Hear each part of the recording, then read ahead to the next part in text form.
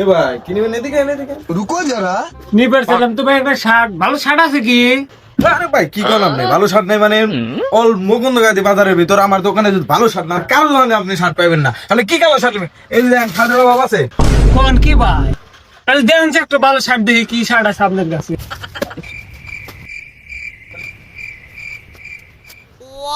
দেখছেন ভাই শার্ট দেন, তে শার্ট আমার এটা পছন্দ। তে দাম কত? দামাদামি করবেন না, একদম কম না। দামি কর আপনি। 2500 টাকা দেন।